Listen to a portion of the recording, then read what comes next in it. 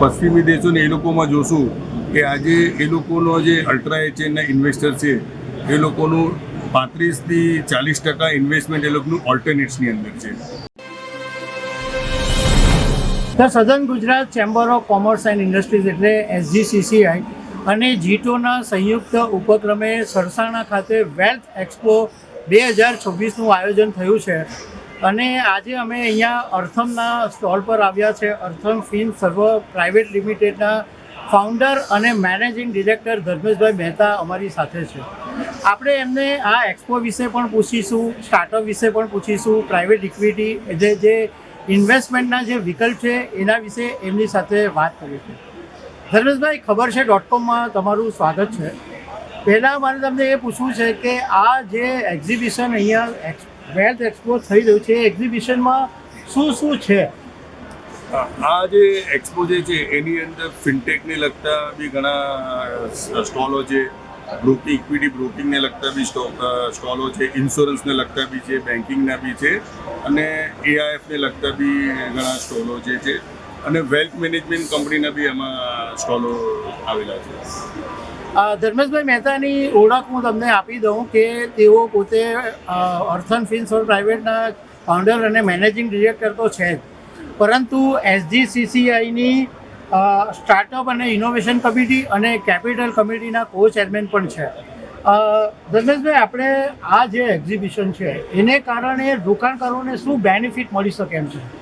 આ જે એક્ઝિબિશન પહેલે તો હું આપણે સાઉથ ગુજરાત ચેમ્બર ઓફ કોમર્સને ખૂબ ખૂબ અભિવાદનને કરીશ કે આ સુરતમાં પહેલો વેલ્થ એક્સપો થવા જઈ રહેલો છે અને આના માટે આપણે નિખિલભાઈ મદ્રાસીને બી આપણે કહીશું કે એમનું એક વિઝન હતું કે આવો એક એક્સપો બને અહીંયા આગળ સુરતની અંદર અને સુરતના ઇન્વેસ્ટર્સ લોકોને વેલ્થ મેનેજમેન્ટમાં ને એના અલગ અલગ જે ઇન્વેસ્ટમેન્ટના પ્રોડક્ટ જે છે એનું શોકેસ થાય. તો એ હું કહીશ કે ચેમ્બર ઓફ કોમર્સ એક સારામાં સારું એક આ કામ કરી રહ્યું છે ને આવા દર વર્ષે આનો જે ક્રમ જળવાઈ રહે એવી હું ઈચ્છીશ. ધર્મેશભાઈ, તમારી દૃષ્ટિએ વેલ્થ મેનેજમેન્ટનું ભવિષ્ય શું છે? હું એમ કહીશ કે વેલ્થ મેનેજમેન્ટનું ભવિષ્યની વાત કરીએ તો હજુ આ જસ્ટ શરૂ થયેલું છે. બરાબર છે કે આપણે જોશું ને કે અત્યાર સુધી આપણે બધા ટ્રેડિશનલ ઇન્વેસ્ટમેન્ટના જ અત્યારે આપણને લોકોને થોડું જ્ઞાન હતું, જે રીતે મ્યુચ્યુઅલ ફંડ જે છે કે ઇક્વિટીઝ છે, બરાબર. અને આપણે આજે જો પશ્ચિમી દેશોને એ લોકોમાં જોશું કે આજે એ લોકોનો જે અલ્ટ્રા એચએનના ઇન્વેસ્ટર છે એ લોકોનું 35થી 40% ઇન્વેસ્ટમેન્ટ એ લોકોનું ઓલ્ટરનેટ્સની અંદર છે. તો હું એટલો બહાર આપીશ કે આપણે બધા લોકો બી એટલીસ્ટ વધારે નહીં પણ 10થી 15% તો આપણા પોર્ટફોલિયોઝની અંદર ઓલ્ટરનેટ્સનો સમાવેશ કરવો જરૂરી છે. ધર્મેશભાઈ, તમે જે ઓલ્ટરનેટ ઇન્વેસ્ટમેન્ટની વાત કરી તો સ્ટાર્ટઅપ છે એને અત્યારે પ્રધાનમંત્રી નરેન્દ્ર મોદી પણ બહુ જોર આપી રહ્યા છે અને તમે પણ સ્ટાર્ટઅપની અંદર સારું કામ કરી રહ્યા છો. તો મારે એ જાણવું છે કે સ્ટાર્ટઅપને ફંડિંગ કેવી રીતના મળે છે? કોઈએ સ્ટાર્ટઅપ શરૂ કરવું હોય તો એના માટે એને કઈ જરૂરિયાત હોય અને એને ફંડ માટેના શું ઓલ્ટરનેટિવ હોય છે? હું આની વાત કરીશ કે એઝ એ અર્થમ અમે લોકોએ સ્ટાર્ટઅપની અંદર 2013થી અમે લોકોએ ઇન્વેસ્ટમેન્ટ કરાવવાનું સ્ટાર્ટ કરેલું હતું ને ઇન્ડિયાની અંદર AIF બી 2013થી જ ઇન્વેસ્ટમેન્ટનું ગવર્મેન્ટે એ લોકોને પરમિશન આપેલી હતી ને થયેલું હતું. એટલે અમે લોકો 2013થી આમાં સક્રિય છે. અને સ્ટાર્ટઅપની વાત કરીએ તો ગવર્મેન્ટની ઘણી બધી સ્કીમો જે છે કે એની અંદર જે નવા એન્ટરપ્રેન્યોર જે નવા સ્ટાર્ટઅપના ફાઉન્ડર્સ છે એ લોકોને ઘણી બધી સહાયતા મળે છે. પણ આપણી આગળ શું છે કે પ્રોપર હજુ ઇન્ક્યુબેટર્સ નથી. આપણે સુરતની વાત કરીએ કે આપણે ટેકનિકલી વાત કરીએ તો ગુજરાતની અંદર રફલી 36 ઇન્ક્યુબેટર છે અને સુરતની અંદર તો હાર્ડલી 2 થી 3 જ ઇન્ક્યુબેટર છે. તો સુરતની અંદર બી હવેના ટાઈમની અંદર આવા ઇન્ક્યુબેટર સારા ઊભા થાય અને એની અંદર જે માર્ગદર્શન આ બધા સારા આપણે જે નવા સ્ટાર્ટઅપવાળાને મળે તો આમાં ઘણું બધું મોટું કામ થઈ શકે છે.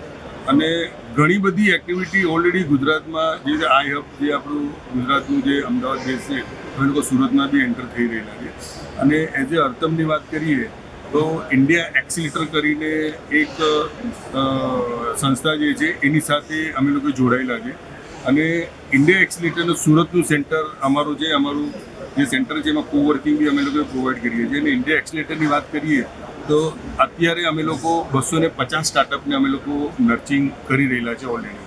ને અમારું સુરાના સુપ્રીમસની અંદર 10,000 સ્ક્વેર ફીટમાં આપણું સેન્ટર આવેલું છે. જેમાં 280 લોકો બેસી શકે સ્ટાર્ટઅપવાળા, એનું અમે લોકો આયોજન અમે એમાં કરેલું છે. ને અમારો એક જ ધ્યેય છે કે હવેના વખતની અંદર 1 થી 2 વર્ષની અંદર સુરતમાંથી કોઈ યુનિકોર્ન બહાર આવે, જે અત્યાર સુધી આવ્યા નથી.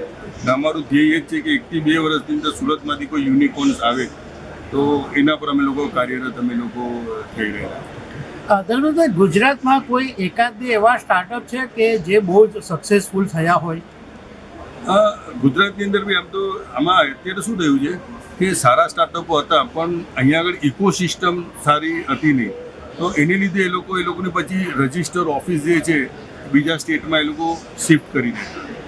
બાકી હું તમને કહું કે ભારત પે બી ફોર એક્ઝામ્પલ મેં નામ સાંભળ્યું તો એનું બી ફાઉન્ડર્સ એ લોકો સુરતના હતા, પણ અહીંયા ઇકોસિસ્ટમ પ્રોપર હતી નહીં, તો એ લોકો પછી બેંગ્લોરમાં એ લોકો એને શિફ્ટ કરેલા. બાકી અમને એવું લાગે છે કે ભવિષ્ય હવે સ્ટેટ વાઇઝ બી જોઈએ તો ગુજરાતમાંથી સારા ઓલરેડી સ્ટાર્ટઅપ આવે. ફોર એક્ઝામ્પલ અમારે વાત કરીએ તો અમે લોકો હમણાં ગુજરાત બેઝ એક મેટર્સ એનર્જી કરીને છે, બિફોર યુ કરીને જે છે, આ જે ઇવીના બાઇકને બનાવતી જે કંપની છે, તો એને બી અમે લોકોએ સારું બેકને અમે લોકોએ કરેલું છે. આવા ઘણા બધા સ્ટાર્ટઅપો ઓલરેડી ગુજરાતમાંથી બી છે જ. ઓકે. ધર્મેશભાઈ, કોઈને સ્ટાર્ટઅપમાં ઇન્ટરેસ્ટ છે, કોઈને વધારે જાણકારી મેળવી છે, કોઈને એની અંદર આગળ વધવું છે, તો એમાં તમે કેવી રીતના માર્ગદર્શન આપી શકો અને તમે એમને કેવી રીતના મળી શકો? આની મેં તમને વાત કરી કે સ્ટાર્ટઅપમાં જે રીતે રજિસ્ટ્રેશનવાળી જે બી વસ્તુ કરવી છે, તો અમારું સુરાના સુપ્રીમસમાં 4th ફ્લોર પર અમારું આઈ સ્પેસીસ કરીને અમારું કંપની છે, તો તમે ત્યાં આવીને અમારી સાથે ડિસ્કસ કરી શકશો. ને અમે તમને એમાં પૂરું માર્ગદર્શન આપીને એમાં કેવી રીતે આગળ વધવાનું છે એ બધું અમે કરી શકશું. છેલ્લા 3 મહિનાની અંદર અમે સુરતના 3 સ્ટાર્ટઅપને ઓલરેડી ફંડિંગ અમે લોકોએ અપાવી ચૂકેલા છે. ઓકે. દર્શક મિત્રો, આ હતા અર્થમ ફિનસર્વ પ્રાઇવેટ લિમિટેડના ફાઉન્ડર અને મેનેજિંગ ડિરેક્ટર ધર્મેશભાઈ મહેતા. એમણે આપણને સ્ટાર્ટઅપ વિશે બહુ જ સારી જાણકારી આપી છે. ફરી એકવાર થેન્ક યુ વેરી મચ ધર્મેશભાઈ. Thank you very much.